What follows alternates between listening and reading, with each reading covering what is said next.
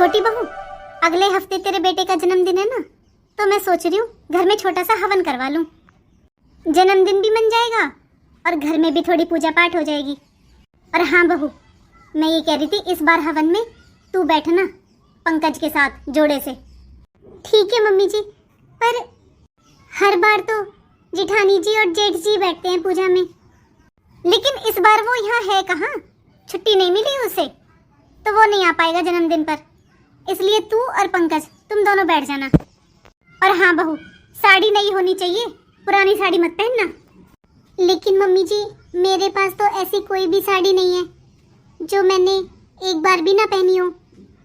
अरे कोई बात नहीं बहू, अभी तो एक हफ्ता पड़ा है। कल चलना मेरे साथ, अपने लिए अपनी पसंद की साड़ी ले आना। और वो जो अपने पड़ोस में नहीं है पूनम, उसकी लड़की ब्लाउज सिलती है, उससे सिलवा लेना। और सुन, बड़ी बहू को मत बताना साड़ी के बारे में।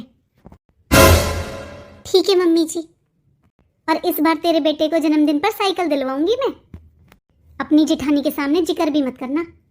अरे तू जानती है ना फिर कैसी है वो, कलेश करेगी फालतू में। मेरे बच्चे को ये नहीं दिया, मेरे बच्चों को वो नहीं दिया, मेरे लिए साड़ी नहीं लाई, उसे तो कितना ही दे लो। अरे मम्मी जी, जेठानी जी तो है भी इसी लायक। मम्मी जी, हर वक्त एक ही बात का घमंड रहता है उन्हें कि जेठ जी सरकारी नौकरी करते हैं, वो भी इसलिए क्योंकि ये कुछ नहीं कमाते। बहू, 7 साल हो गए उसकी शादी को, अच्छे से जानती हूँ मैं उसे। तभी तो देखा है कभी तूने मुझे उसके पास बैठकर 2 बातें करते हुए। मैं तो उससे बात करना भी पसंद नहीं करती। पर तू ये मत सोचा कर कि मेरा छोटा बेटा कुछ कमाता नहीं है। तुझे तेरी जेठानी से कहीं भी कम नहीं होने दूंगी मैं। सुनिए जी, आप मुझे एक बात बताइए, आप अपनी माँ के सगे बेटे हो ना? क्या हो गया? कैसी बातें कर रही है ये? मुझे तो शक होता है जी कि ये आपकी सगी माँ है। आपको पता है, अभी अभी मैं सुनकर आई हूँ, देवरानी और आपकी मम्मी दोनों मिलकर बातें कर रहे थे। अगले हफ्ते हवन है घर में। जब मम्मी जी को पता था कि आपकी छुट्टी नहीं है, तो जरूरी था हवन करवाना अगले हफ्ते। और अगर है भी तो आपको पता है, देवरानी के लिए नई साड़ी ला रही है मम्मी जी। और मैंने खुद कानों से सुना, मम्मी जी ने मना किया उसको कि मुझे ना बताए, मुझे नहीं पता चलना चाहिए। और छोटू को साइकिल दिलवा रही है बर्थडे पर। मेरे बच्चों को तो मम्मी जी 10 रुपए नहीं देती है, और उसके बच्चों को साइकिल दिलवा रही है। अरे ये घर की छोटी मोटी बातें हैं, इन पर मुझे मत बताया कर। मुझे वैसे ही इतनी प्रॉब्लम्स होती हैं ड्यूटी पर। तुझे कुछ लाना है तो तू भी ले आ, मैं फोन पे कर दूंगा। मैं आपको जो समझा रही हूँ ना, वो समझने की कोशिश नहीं कर रहे हो आप। इतना टाइम हो गया आपको नौकरी करते करते, सब कुछ घर में दे दिया आपने। और आपके मम्मी और पापा जी बस आपके भाई का घर भर रहे हैं, क्योंकि वो कुछ कमाता नहीं है ना। अरे यार, मैं सच कह रहा हूँ, ये घर की बातें सुन सुन कर ना मेरा सर फटने को हो जाता है। और अपने दिमाग में ना इतनी फालतू की बातें मत लाया कर, ऐसा कुछ नहीं है। फालतू की बातें? आपको मेरी बात पर यकीन नहीं है? अरे मैं खुद अपने कानों से सुनकर आई हूँ। मेरे पास पापा का फोन आया था, यही पूछने के लिए मैं कब आ रहा हूँ। मैंने ही मना किया था कि अभी मेरी छुट्टी नहीं है। और जब भी घर में हवन होता है तब मैं और तू ही तो बैठते हैं पूजा पर। इस बार छोटे को भी बैठने दे। सुनिए जी, मेरे साथ जो किया मैंने बर्दाश्त कर लिया, लेकिन अगर आपके घर वालों ने मेरे बच्चों के साथ भेदभाव किया ना, तो मैं बर्दाश्त नहीं करूंगी। अरे यार बस कर, घर में शांति का माहौल अच्छा नहीं लगता क्या? क्यों? ये आपकी मम्मी को भी तो सोचना चाहिए ना, वो क्या कर रही हैं? अरे यार, मुझे बहुत काम है, मैं ऑफिस में हूँ, मैं फ्री नहीं हूँ, बहुत बिजी हूँ। मैं फोन रख रहा हूँ। हेलो छोटी बहू, आज तुझे एक बात बताती हूँ। अरे ये तेरी जेठानी, ये तो मेरी पसंद की है ही नहीं। मैं तो इसे देखने भी नहीं गई थी। अगर देखने जाती ना तो मैं तो मना कराती। तेरे ससुर जी पसंद करके आए थे इसे, पता नहीं क्या देखा था। जब तुझे देखने गए ना, मैंने तो बोल दिया था सबसे घर में कि अपनी राहुल की बहू को तो मैं ही देखने जाऊंगी। इसीलिए तो मैं तुझे बहुत प्यार करती हूँ, क्योंकि तू मेरी पसंद की है। मम्मी जी ये भी आपसे बहुत प्यार करते हैं। इन्होंने तो पहले दिन ही मुझसे बोल दिया था कि मैं चाहे घर में कुछ करूं या ना करूं, बस आपकी सेवा करनी है मुझे। इन्होंने तो मुझे उसी दिन जेठानी जी के बारे में भी बता दिया था कि वो आपकी बिल्कुल सेवा नहीं करती है, और सेवा करना तो दूर, आपसे ढंग से 2 बातें भी नहीं करती हैं। हाँ बहू, सही कह रहा था मेरा राहुल। और सुन, तू भी थोड़ा ध्यान रखना, बच कर रहना अपनी जिठानी से। क्या हुआ बहू? पता नहीं मम्मी जी, मेरे तो 2 दिन से बहुत ज्यादा सर में दर्द रहता है। रात को दवाई भी ले ली थी, फिर भी कोई आराम नहीं हुआ। 2 दिन से दर्द हो रहा है और तूने मुझे बताया भी नहीं। अरे मैं तेरे लिए काढ़ा बना कर लाती हूँ। मम्मी जी, मैं तो कभी कभी सोचती हूँ आप इंसान नहीं है। मेरा कहने का मतलब है आप भगवान है, भगवान। वरना आजकल ज्यादातर घरों में उन्हीं बेटे और बहू की इज्जत होती है जो कुछ कमाते हैं। मम्मी जी, आप तो साक्षात देवी हैं। ऐसा कोई भी दिन नहीं जाता जिस दिन ये आपकी तारीफ ना करते हो। बहुत प्यार करते हैं ये आपसे। अच्छा सुन, बुलाती हूँ मैं बड़ी बहू को। अगर उसने देख लिया ना हम दोनों यहाँ बैठे हैं तो सोचेगी क्या बातें कर रहे हैं हम, और फालतू में चिढ़ेगी, सिखाएगी तेरे जेठ को फोन करके। बुलाती हूँ मैं उसे, 2 कप चाय बनवाती हूँ उससे। बड़ी बहू, बड़ी बहू। हाँ क्या हुआ? ए बहू, तू किसी टाइम तो ढंग से बोल लिया कर। हर वक्त ऐसे मुंह फुलाकर घूमती रहेगी घर में। कुछ काम था क्या मम्मी जी? हाँ जा, बढ़िया सी अदरक वदरक डाल के 2 कप चाय बना दे। तुझे पीनी हो तो 3 कप बना ले, वरना 2 कप बना दे जा। मम्मी जी, आपने मुझे चाय बनाने के लिए बुलाया है? अरे ये छोटी बैठी हुई तो है आपके पास। अगर तू चाय बना देगी तो तेरा क्या बिगड़ जाएगा? अरे इसके सर में दर्द हो रहा है 2 दिन से। छोटी, तूने मुझे तो नहीं बताया तेरे पिछले 2 दिनों से सर में दर्द हो रहा है। अरे बहू, बनानी है बना दे, वरना जा अपने कमरे में जाकर आराम कर ले, मैं बना लूंगी। आप तो ऐसे कह रहे हो मम्मी जी जैसे मैं सारा दिन आराम करती रहती हूँ, कोई काम ही नहीं करती हूँ। कब से शाम के खाने की तैयारी कर रही हूँ मैं। दीदी, आप बस सब्जी तो बनाते हो, रोटियां तो मैं ही सेकती हूँ। अच्छा, मतलब सब्जी का काम नहीं होता, सारा काम बस रोटियां सेकने का होता है। दीदी मैं आ ही रही थी किचन में, बस वो मेरे सर में दर्द होने लगा। मेरी थोड़ी तबीयत ठीक नहीं है, बस इसलिए लेट हो गई थी। अरे बहू, मुझसे गलती हो गई जो मैंने तुझे बुला लिया और 2 कप चाय के लिए बोल दिया। जा, तू जो कर रही है ना कर ले, मैं अपने आप बना लूंगी चाय। बस शांति रख घर में। साड़ी दिलाएं छोटी बहू को और घर के काम करे बड़ी बहू। लेकिन किससे कहूं? अरे जिसके साथ ये भेदभाव हो रहा है वही मेरी बात नहीं सुनते हैं। एक बेटा जो घर पर पड़ा रहता है, कुछ नहीं कमाता, उसकी वाइफ की तो इतनी इज्जत है, और जो बेटा बाहर कमाता है उसकी कमाई से घर खर्च चलता है, उसकी कोई वैल्यू नहीं है।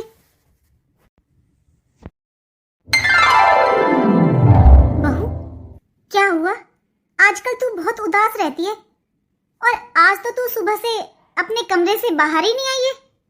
मम्मी जी, आजकल मेरे दिमाग में बहुत अजीब सी बातें घूमती रहती हैं। ऐसी कौन सी चिंता होगी तुझे? बता तो मुझे जरा, क्या चल रहा है तेरे दिमाग में? मैं सोच रही हूँ मम्मी जी, जब तक आप हो तब तक मुझे किसी बात की चिंता नहीं है, ना अपनी ना अपने बच्चों की। लेकिन जिस दिन आप मर जाओगे, मेरा मतलब है मम्मी जी, जब आप 100 साल की हो जाओगे, मतलब 200 साल की हो जाओगी, उसके बाद हमारा क्या होगा मम्मी जी? मुझे तो ऐसा लगता है मम्मी जी, आपके जाने के बाद ना ये जेठ जिठानी जी मुझे, छोटू को और इन्हें, हम सबको घर से बाहर निकाल देंगे। अरे ये क्या तो उल्टी सीधी बातें सोच रही है? ऐसे कैसे निकाल देंगे? अरे मम्मी जी, जिठानी जी तो मुझे अभी देखकर खुश नहीं होती हैं, हर वक्त मुझसे झगड़ा करती रहती हैं। तो आपके जाने के बाद ये मुझे क्या समझेंगी? और जेठ जी तो जिठानी जी की बात मानेंगे ना। ये हमें इस घर में नहीं रहने देंगे मम्मी जी। मैं, छोटू, छोटू के पापा, हम कहाँ जाएंगे मम्मी जी? अरे बहू, तू इतनी चिंता क्यों कर रही है? अभी हम हैं ना, तेरे सास ससुर जिंदा हैं अभी। अरे तूने सोच भी कैसे लिया कि तुझे इतना मजबूर छोड़कर जाएंगे हम? अच्छा सुन, तुझे एक बात बताती हूँ, ये घर बहू मेरे नाम पर है, तो हमारी मर्जी, हम किसी को भी देंगे घर। मम्मी जी, आपको लगता है जिठानी जी हमें देंगी ये घर। और तुझे क्या लगता है तेरी सास ऐसे कंगाल है? मेरे पास अपना खुद का रानी हार है, कानों के झुमके हैं, 6 अंगूठियां हैं, एक चेन है। अरे मेरे कौन सा बेटी है जो मैं उसे कुछ दूंगी? सब कुछ तुझे ही दूंगी। लेकिन मम्मी जी आपने तो कभी जिक्र ही नहीं किया इस बात का। ऐसी बात का क्या जिक्र करना किसी के आगे? और तेरी जेठानी को तो पता भी नहीं चलना चाहिए इस बारे में। सुन मेरी बात, मेरा बड़ा बेटा सरकारी नौकरी करता है, तो उसे तो किसी चीज की जरूरत है नहीं, क्योंकि उसके पास बहुत पैसा है। एक जो बराबर में हमारा खाली प्लॉट है ना, वो दे देंगे हम उसे। वो तो उसमें भी बना लेगा अपना घर। उसके पास पैसों की कोई कमी नहीं है। लेकिन मेरा छोटा बेटा कुछ नहीं कमाता। मुझे बहुत दुख होता है इस बात का। पर तू चिंता मत कर, हम अपने दोनों बेटों को बराबर कर जाएंगे। मैं नहीं चाहती मेरा एक बेटा दूसरे बेटे से कम हो। पर मम्मी जी, गहनों से पूरी जिंदगी थोड़ी ना निकलती है। आगे हमारा बेटा भी है, उसकी पढ़ाई लिखाई कैसे करेंगे मम्मी जी? देख बहू, तू मुझे दुखी बिल्कुल अच्छी नहीं लगती। सुन मेरी बात, ये घर मैं अपने छोटे बेटे को देकर जाऊंगी। लेकिन मम्मी जी, आपको लगता है जिठानी जी ऐसा होने देंगी? तूने सोच भी कैसे लिया? मैं उससे बात करूंगी? अरे वो कौन होती है भला ये बताने वाली कि मुझे क्या करना चाहिए क्या नहीं? मैं अपने बेटे से बात करूंगी।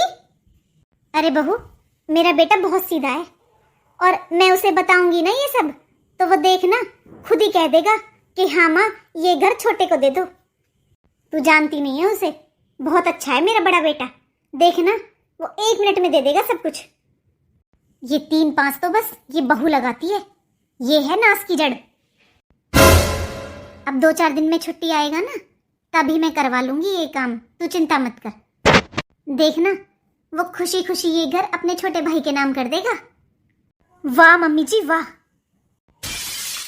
अच्छा भेदभाव कर रहे हो मम्मी जी आप अपने 2 सगे बेटों में। क्या बोले जा रही है तू? क्या भेदभाव कर दिया मैंने? क्यों मम्मी जी, आप ही कह रहे थे ना कि आप इस घर को देवर जी के नाम करवाओगे। इस घर में हमारा भी बराबर का अधिकार है मम्मी जी, तो ऐसे कैसे इस घर को आप देवर जी के नाम कर सकती हो? अच्छा, तो अब तू कान लगा लगा कर हमारी बातें सुनती है? तो सुन ले, मुझे तुझसे इस बारे में कोई बात नहीं करनी। मुझे अपने बेटे से बात करनी है बस, और वो खुशी खुशी इस घर को अपने भाई के नाम कर देगा। भले ही मम्मी जी मेरे पति को नहीं चाहिए होगा इस घर में कोई हिस्सा, लेकिन मुझे चाहिए और मेरे बच्चों को भी चाहिए। सगी मां होकर आप अपने एक बेटे का हक छीनकर दूसरे बेटे को देना चाहती हैं? ये आपकी इज्जत करते हैं, आपसे कुछ नहीं कहते हैं, लेकिन आप तो इस बात का ही फायदा उठा रहे हो। मम्मी जी, आज तक आपने मुझ में और छोटी में दोनों में भेदभाव किया है, लेकिन मैंने कभी कुछ नहीं कहा। और तो और आपने हमारे बच्चों के साथ भी भेदभाव किया है, लेकिन आज बात मेरे बच्चों के हक की है, तो मैं अपना और अपने बच्चों का कोई भी हक नहीं छोड़ूंगी। चाहे आप, पापा जी, रिश्तेदार, कोई मुझे कितना भी बुरा कहे मम्मी जी, लेकिन मैं अपने बच्चों का हक ऐसे किसी को भी नहीं खाने दूंगी। दीदी, एक ये घर ही तो दे रही है मम्मी जी हमको, बाकी एक प्लॉट पड़ा हुआ है वो आप ले लेना। और वैसे भी ये घर मम्मी जी के नाम है, वो चाहे किसी को भी दे। अच्छा देवरानी जी, ये घर क्या आप अपने दहेज में लेकर आई हो, जो ये आपको ही मिलेगा? ये क्या तरीका है अपनी देवरानी से बात करने का? और मुझसे बात कर, तुझे जो करनी है, इससे कहने की कोई जरूरत नहीं है। मुझे भी कोई इंटरेस्ट नहीं है मम्मी जी आपकी लाडली बहू से बात करने में। मैं बस आपको समझा रही हूँ कि इतनी आसानी से मैं अपने बच्चों का हक किसी को नहीं खाने दूंगी। मम्मी जी, ये घर आपके नाम है ना, तो आप अपने नाम रखिए, मुझे कोई प्रॉब्लम नहीं है। लेकिन जिस दिन इस घर का बंटवारा होगा ना, उस दिन दोनों बेटों में बराबर का बंटवारा होगा। थोड़ा धीरे बोल ले बहू, यहाँ आस पड़ोस भी है। कविता, प्रणाम ताई जी। खुश रह बहू, खुश रह। कविता, सब कुछ ठीक है ना? मेरे घर तक आवाज आ रही है, इतनी देर से चिल्लाने की आवाज आ रही तेरे घर से। क्या हो गया, कोई बात है क्या? देख लो जीजी, तुम बड़ी तारीफ करती हो ना इस बड़ी बहू की। कब से लड़ाई कर रही है मेरे साथ, ना ही सही है शर्म, मैं इसकी माँ बराबर हूँ, सास लगती हूँ मैं इसकी। हाँ हाँ, सब सुनाई दे रहा है बाहर कि तुम तीनों में आपस में लड़ाई हो रही है। अरे ऐसी भी क्या बात हो गई? ताई जी आप मम्मी जी से कुछ मत कहो, आप इन जेठानी जी से पूछो इन्हें क्या परेशानी है। बस जब से मम्मी जी के साथ झगड़ा कर रही हैं, मुझसे तो हमेशा ही करती हैं। ऐसा कुछ नहीं है ताई जी, मैं भला क्यों झगड़ा करूंगी मम्मी जी से? इतने सालों में आज तक आपने सुना है कि मेरा कभी झगड़ा हुआ है मम्मी जी के साथ? लेकिन आज मुझे अपने हक के लिए झगड़ा करना पड़ रहा है। ताई जी, मम्मी जी ये घर अकेले देवर जी के नाम करना चाहती हैं। आप एक बात बताइए, इस घर में हमारा भी तो बराबर का हिस्सा है ना?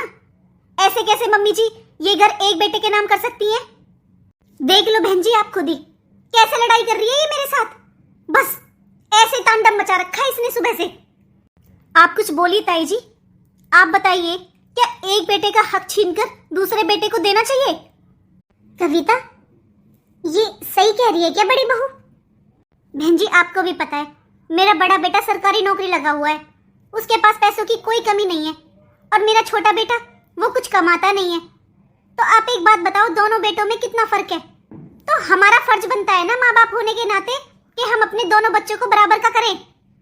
और मैंने तो इस बारे में इससे कोई बात भी नहीं की थी, यही कान लगा कर सुन रही थी। मैं तो इंतजार कर रही थी कि एक दो दिन में मेरा बेटा छुट्टी आएगा तब करूंगी ये बात।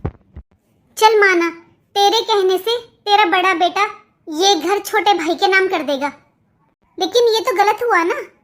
जब बेटे दो हैं तो हिस्से भी तो दो होंगे। अरे तो बहन जी ये बराबर वाला प्लॉट दे तो रहे हैं हम इसे। अरे ये तो बना लेंगे अपना घर, कमाता है ये, छोटा बेटा कमाता नहीं है इसलिए उसे बना बनाया दे रहे हैं। देख कविता, बेटे एक हो, दो हो, तीन हो या चार हो, भले कितने भी हो, माँ बाप का फर्ज बनता है सभी बच्चों को बराबर करने का, बराबर रखने का। मैं जानती हूँ छोटा बेटा तेरा कमाता नहीं है, लेकिन तू बड़े का हक छीनकर उसे दे देगी तो तुझे लगता है कल को इनमें प्यार रहेगा? अरे फिर दुनिया तो यही कहेगी ना भाई भाई में बनती नहीं है, लेकिन किसकी वजह से? और तू हर वक्त ये कहती रहती है तेरा बड़ा बेटा नौकरी करता है, छोटा नहीं करता। तो कविता इसमें गलती किसकी है? क्योंकि तूने तो दोनों को अच्छे स्कूल में पढ़ाया है। जो तूने बड़े बेटे के लिए किया है वही तूने छोटे के लिए किया है, लेकिन बड़े बेटे को तूने जिम्मेदारियां सिखाई और छोटे को तूने जिम्मेदारियों से दूर रखा है।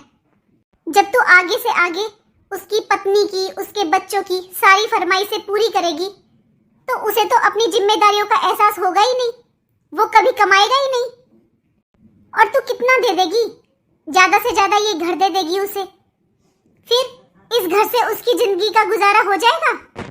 और छोटी बहू तू, क्या तुझे अच्छा लगता है तेरा पति कुछ कमाता नहीं है? अपनी जेठानी के साथ चालबाजी करना छोड़ और अपने पति को समझा वो कुछ कमाए, उससे दो पैसे मांग ताकि उसे अपनी जिम्मेदारियों का एहसास हो। और हाँ बहू, दूसरों का हक छीनकर खाने वाले कभी खुश नहीं रहते। और कविता तू भी देख, अपने बच्चों के मन में इतने मनमुटाव मत कर। अगर तू अपने बच्चों को बराबर करना ही चाहती है ना तो अपने छोटे बेटे को बोल वो कुछ कमाए। भगवान ने उसे हाथ पैर दिए हैं, पढ़ाई लिखाई सब कुछ है, तो उसे जिम्मेदारियों का एहसास करा और उसे अपने पैरों पे खड़ा होने के लिए मजबूर कर। जिस दिन तेरा छोटा बेटा भी चार पैसे कमाएगा ना कविता, उस दिन होंगे तेरे बेटे बराबर। माँ बाप के भेदभाव के कारण ही भाई भाइयों में बैर पड़ता है और दुनिया को हंसने का मौका मिल जाता है। आप सही कह रही हो बहन जी।